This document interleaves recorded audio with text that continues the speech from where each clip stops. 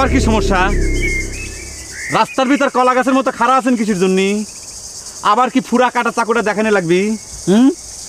বাইর কর দিন তোর ফুরা কাটা নরুন। আজ পরীক্ষা হয়ে যাবি তোর বুকের পাটা কত বড় হয়েছে। এটা কি সত্যি সত্যি আসল পিস্তল নাকি ছাগল পালের খেলনা? একটু পরে তোর মাথার খুলি উড়ে গেলি পরে টের পাবুনি এটা সত্যি সত্যি না ছাগল পালের খেলনা। এটার ভিতর কি গুলি টুলি আছে নাকি ফলস মারতেছেন? চুপ! ইয়ে কি করতেছ না? ফলস নাকি সেটা টের পাবুনি। আল্লাহ কথার নাম নে, আল্লাহ কথার নাম নে। আল্লাহর নাম নেওয়ার সাথে গুলি থাকা না থাকার সম্পর্কটা কি ভাইজান? যন্ত্রটা চালাবে পারেন তো? হাত সই আছে? যদি হাত সই না থাকে তাহলে পরে খামাখা ভেজাল করবেন না, বুঝছেন? তোর সাহস তো কম না, তুই আমার সাথে ইয়ার্কি শুরু করলু। আমি আপনার সাথে ইয়ার্কি করতেছি না ভাই।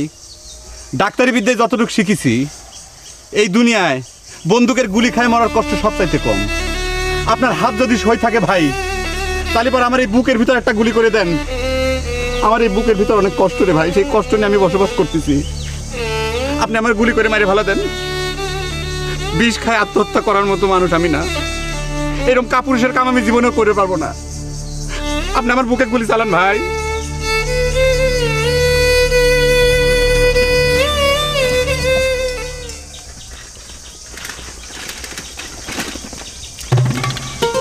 জাপান ডাক্তার হঠাৎ করে এত সাহস পেলে কোন জায়গার থেকে?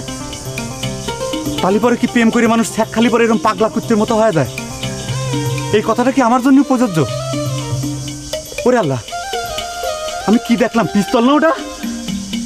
যদি সত্যি সত্যি আমাকে গুলি করে দিত? ওরে আল্লাহ!